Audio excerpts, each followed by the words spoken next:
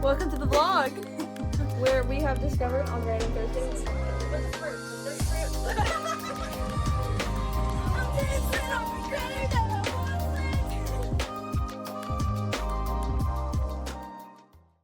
Welcome back to the pod. We have an intro, but I'm just gonna say that anyway.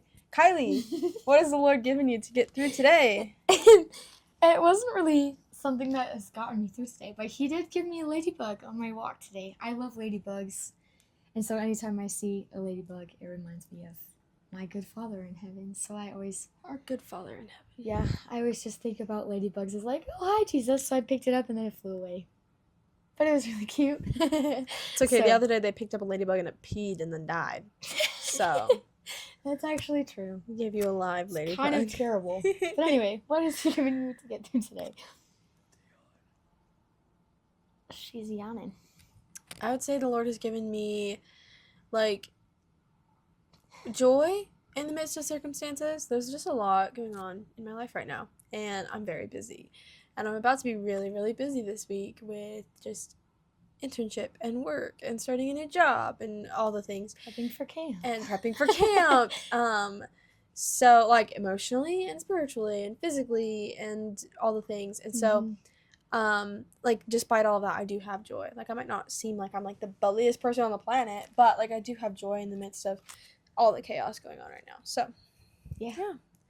do you want to get... Should I explain my voice? Huh? Should I explain my voice? Sure. Okay, speaking of being tired and camps, I just came back from camp, so if I sound like I'm dying, I'm not sick. She is dying. I am, as I Everybody sniffle. start praying. She's like, I'm not sick. No, I'm not coughing, I just, like, don't have a voice. Her voice is shot. So, and this is, like, day 3, Yeah. which is even crazier. Yeah. So, And then she's about to come to YA for the first time tonight and Oh, I lose her cannot voice wait. because Goodbye Yesterday is on the set. oh my gosh, And so is What a God. Still be, So- oh, guys, those songs are so She's going to be screaming. And I surrender. And I Surrender. You can't really scream during I Surrender, though. No, you can't. The other ones But you can. still, so I mean, fire. You know what? You do you. If you need to Guys, sit I on the love floor and worship scream music. I Surrender, then go for it. I surrender. I won't even be able to. I'll just be Tears. Her dying. mascara dripping down. It's funny. I like texted whisper screaming. I texted the set list to our, like, group Our chat. friend group chat. And one of the girls goes, Stacy. remind me. She goes, remind me to wear waterproof mascara. Yeah. I But- need to text her actually. It's going to be so good. After So this good. episode. Anyways, we are continuing on in our James series. So today we're going to be talking about James 2. Not last week, but 2 weeks ago. Thank you, Emma, for hopping on and doing Yes. James 1 with us. It was so good. If you haven't listened to it yet, you need to go back. Emma is She's a amazing. daughter of the king, for real. We love her I mean, so you're much. all, well, unless you're a guy, you are all sons and daughters of the king, but Emma is a gem. So She go is. and The light just radiates off of her. no, Jesus' for real. light. It's crazy. For real. So go and watch that episode. But we're going to be talking about James 2 today, specifically focusing on verses 14 to 26. And we're going to kind of do just like the SOAP method again that we've been doing. So I'm going to read it. Again, we have the version CSB. So if you have a different version, no worries. Go ahead and read it and still jot down your notes. And maybe you'll find different notes on different words than we do. So yeah, I'm just going to read and then we'll jump in. Yeah. Starting at verse 14, what good is it, my brothers and sisters, if someone claims to have faith but does not have works? Can such faith save him? If a brother or sister is without clothes and lacks daily food, and one of you says to them, go in peace, stay warm, and be well fed, but you don't give them what the body needs, what good is it? In the same way, faith, if it does not have works, is dead by itself. But someone will say, you have faith and I have works. Show me your faith without works, and I will show you faith by my works. You believe that God is one. Good. Even the demons believe, and they shudder. Senseless person, are you willing to learn that faith without works is useless? Wasn't Abraham our father justified by works in offering Isaac his son on the altar? You see that faith was active together with his works, and by works faith was made complete. And the scripture was fulfilled that says, Abraham believed God, and it was credited to him as righteousness. And he was called God's friend. You see that a person is justified by works and not by faith alone. In the same way, wasn't Rahab the prostitute also justified by works in receiving the messengers and sending them out by a different route? For just as the body without the spirit is dead, so also without works is dead. So also faith without works is dead. I was like, that doesn't make any sense. So also without works is dead. So also without works is dead. Without works is dead. Anyways, thanks for coming, guys. So yeah, we're just gonna do that's scripture. We've read it. Observation. What stands out to you, Kylie? Okay, so we'll start at the beginning. I have a little notebook because when I was studying this, I like wrote it into different things. But 14 through 16, the phrase "the very beginning," what good is it, really stood out to me, because you can do something and have it not be good. Like murdering someone, obviously, is not good. But like, it goes on to say like, if someone claims to have faith but does not have works, can such faith save him? And it made me think of like, the words are useless unless you're not doing something about it. Like when you start your journey with Jesus and following him, the fruit that comes with following him is what pushes into your works.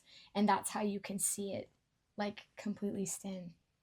Do you have anything from like the beginning? To put a metaphor to what you're saying. Metaphor. I kind of think like when you said like if you say it but then like don't do it or don't have any action stem from it. I think about like I was talking to some friends yesterday about going on a hike and I was like, I love hiking. I'm not the best hiker though.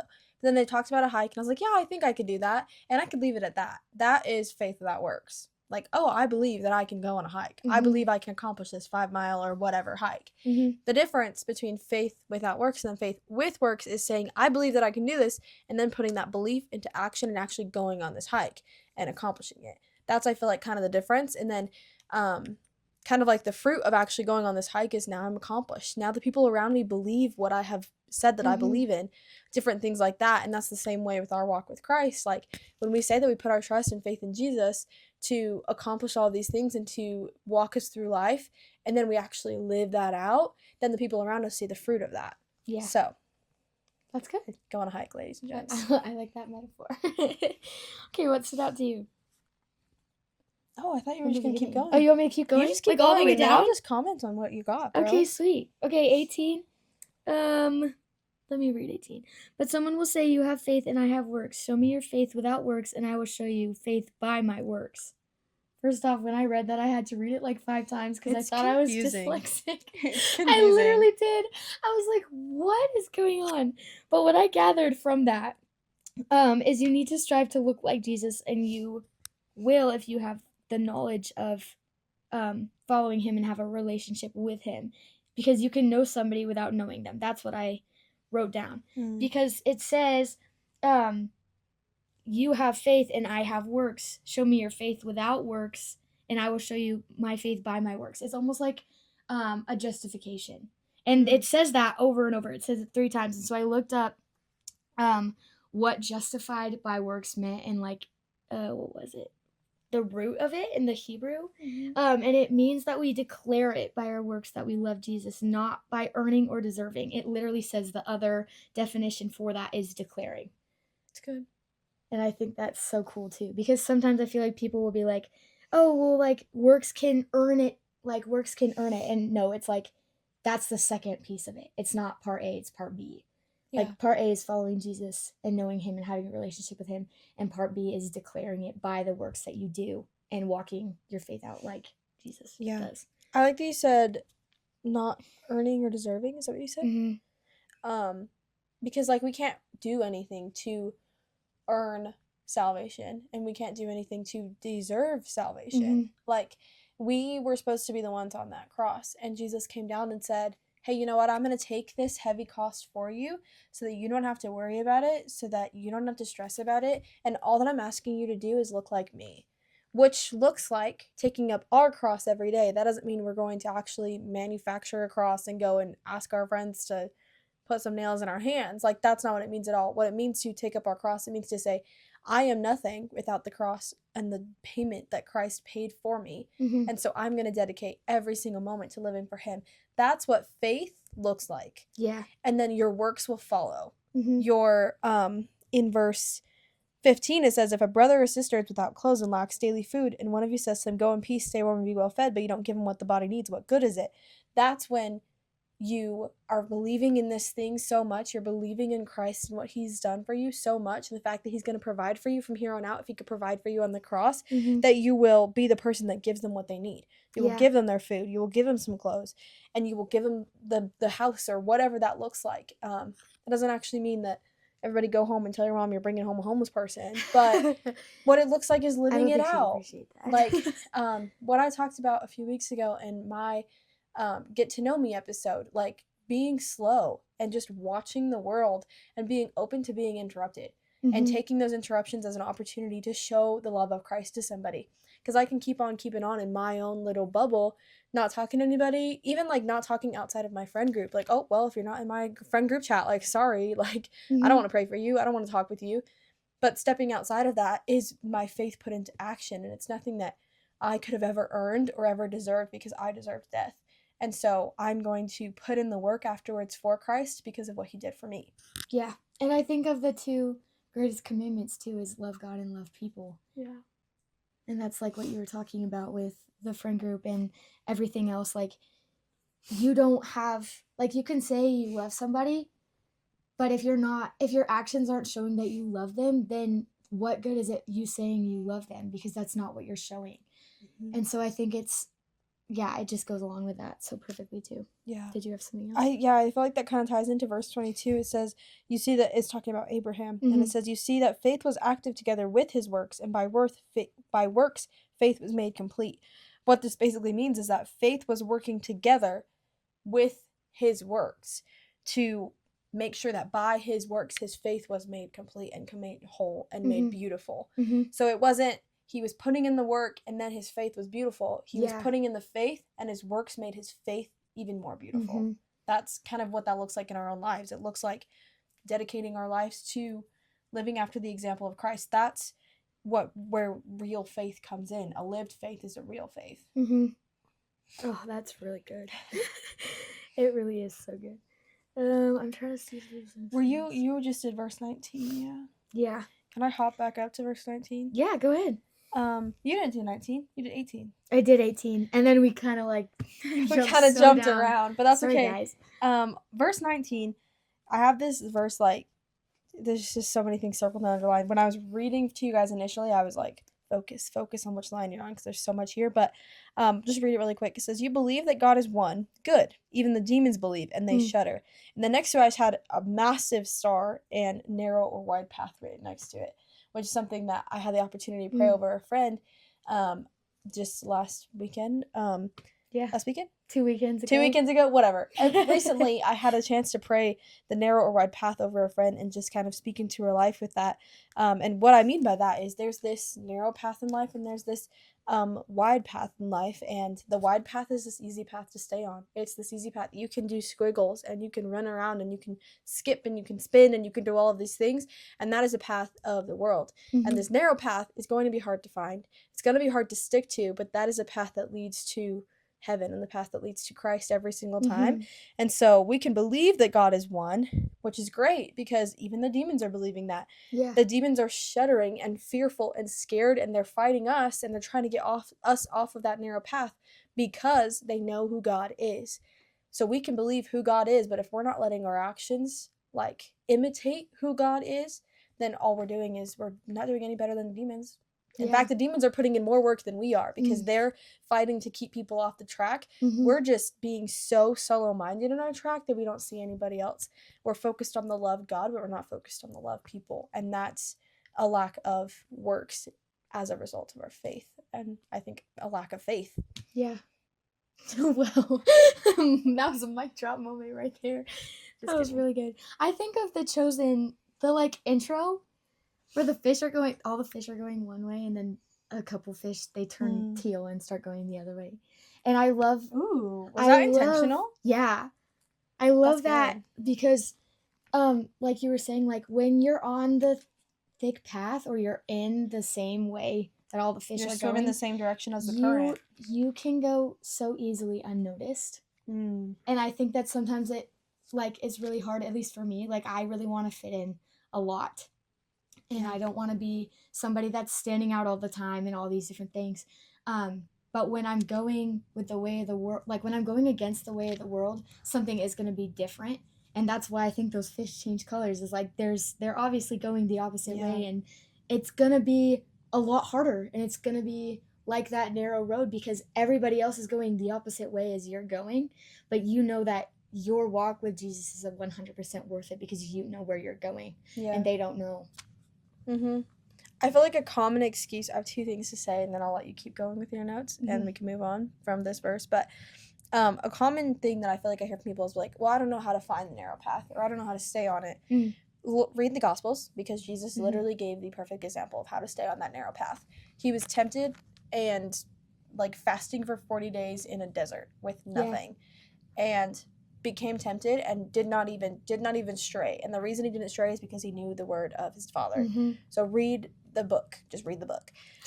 Second thing, this is a hard truth, but if you're not sticking on that narrow path and you're not allowing your works to be an overflow of your faith and let your faith be justified by your works, then verse 23 of Matthew 7 says, then I will announce to them, I never knew you. Depart from me, you lawbreakers. That is what it looks like when we do things in the name of the Lord. When we say all of these things, we say it's because of our faith, and it's not genuine. It's not real. Like I said before, like that real faith is a lived faith. And if it's not a real faith and not a lived faith, we're going to hear, depart from me, I never knew you. And that's a heartbreaking sentence. I don't want to think about that ever happening to me. So it starts with my faith, and then it continues with my works. And it's this circle of my faith is made complete. And that gives me the energy to keep on doing the work, to make my faith complete, to keep on going. And it's this rotation, this circle. But if I am just living by faith or just living by works, I'm going to be totally lost. Yeah. And it should be life-giving, so you can love others out of an overflow instead of something that's constantly draining you. Yeah. That's good. Okay. Where was that? 19? Okay, so 20 is the next thing that I had something circled. And it says, senseless person, are you willing to learn that without faith, without faith, that faith without works is useless. I swear I can read. I swear. Should I just start that over? Yeah. Okay. So, another thing that stood out to me was verse 20. So it says, senseless person, are you willing to learn that faith without works is useless? And I circled the words, are you willing? Because I feel like sometimes we can know that faith without works is useless. Like we're saying, like, oh, in our head, we could be like, oh yeah, I know. Like I'm doing all of these things. But if you're not willing to understand that you can't do it by yourself, then it's a dead end. Yeah. Like a fully dead end. And I wrote in my notes, like, you don't fully need to understand why you even have the free gift of having faith. Like, because sometimes for me, it's so hard to know that, like, Jesus died for me, and all I have to do is believe that. Like, because sometimes I want to earn something with my works, because I'm an achiever, and I want to, like, keep going and do as much as I can, but I can't. And sometimes I don't understand how much he loves me to give me that gift for free. And so I wrote, you don't fully need to understand why he cares so much. You just need to accept it, and then doing that, he'll show you the answers of why. Because there's been so many times where I prayed, like, specific prayers, like, Jesus, like, I want you to know this, like, about me. Like, can you show me that you're my Father in this moment? Can you show me that you're with me? Can you show me that you love me? And he always gives me little things. Like, one of them is ladybugs. There's a whole, that can be a different time for that story, but I know that he loves me because I've asked him to show me how much he loves me when I doubt that he could love me that much. Yeah. When you were talking about, like, not fully understanding, like, not needing to fully understand why he cares about you the way that he does, I feel like two things with that. Like, one, when you are living by faith and then your works are following your faith, the way that you pour out on other people, you're going to learn what it looks like to love the way that God loves you. And that's going to make it so much more real in your heart. Like, for me, I'm a nanny.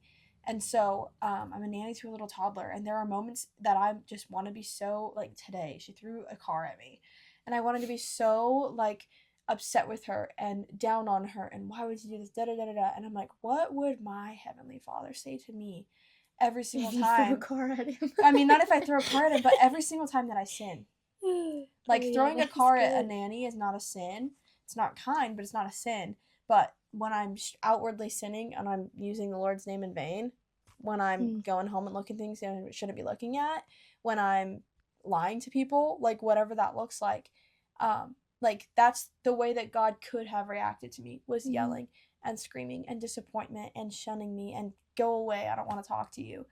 And that's not what he does. So by learning to love this little kiddo, I've been learning what it looks like for God to love me on such a massive, so much bigger of a level. Mhm. And that's been an encouragement for me of like, okay, this is how he really loves me. And this is, like you said, I don't need to come into this understanding every single bit, but Yeah. as I walk with him, he's going to reveal things to me, and as I read this, he's going Yeah. to reveal more to For me. sure.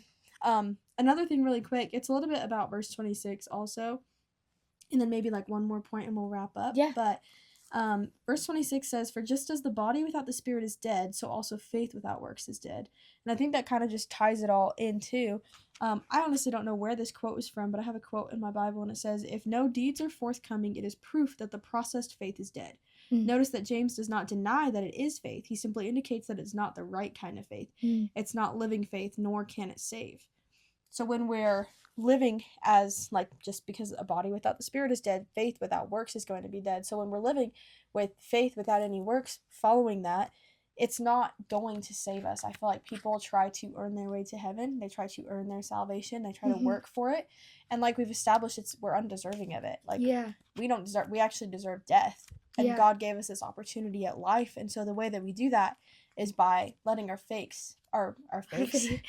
our faith and our works play together, and letting them bring us back up and bring us back up to life, not to bring us to this higher power or to make us a god, but to put us in a position where we have to rely so much on God in our faith to help guide and lead our works. And like I said, it's this full circle kind of rotation that happens. Yeah. Yeah, and I think of when I read 26, what I had in my notes was Ephesians 2:9. And it's one that I would memorize if we have any Awana kids listening. It was like kind of like Cub Scouts, whatever. I don't really know. But it was really funny. Anyway, we memorized a lot of Bible verses, so this one just popped into my mind. Read 8 through 10. But yeah, 8 through 10 is, so Ephesians 2, 8 through 10 is, "For you are saved by grace through faith, and this is not from yourselves, it is God's gift, not from works, so that no one can boast. For we are his workmanship, created in Christ Jesus, for good works which God prepared ahead of time for us to do." And so he knows everything that we're going to do, and the overflow that's going to come from us putting our faith in him. And if that's his plan for us to do, then why aren't we doing it? Yeah. And if he knew what we were going to do, so not only does it say that he knew it, but he says that he prepared ahead of time for us to do. Yeah. So he's literally prepared and laid out these different steps for us to accomplish a task. Mm-hmm. And so why aren't we grabbing the rope and doing it? Like, Mm-hmm. it's like laying out, like, I think of VBS kids. I'm talking to you. When I was a kid in VBS, I honestly don't remember ever really attending a VBS. I always remember helping set up and prep and lead the younger kids in it, which I loved. I really loved to do that. But we would have like these Ziploc bags, and we'd prep all the craft supplies that one kid would need in the Ziploc bag. We'd have them laid out on the table. We'd give them all the tools to succeed in making the chicken, the ark, the whatever we were asking them to make to go along with the theme, right? So we had everything laid out for them in the bag. We prepared it for them the same way that God prepared the things for us in life.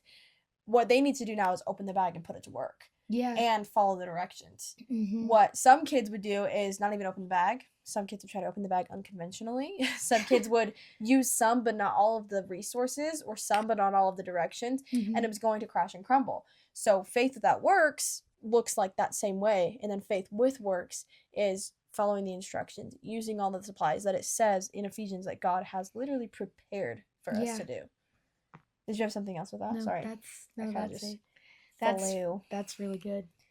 But yeah. Tips, tricks, advice.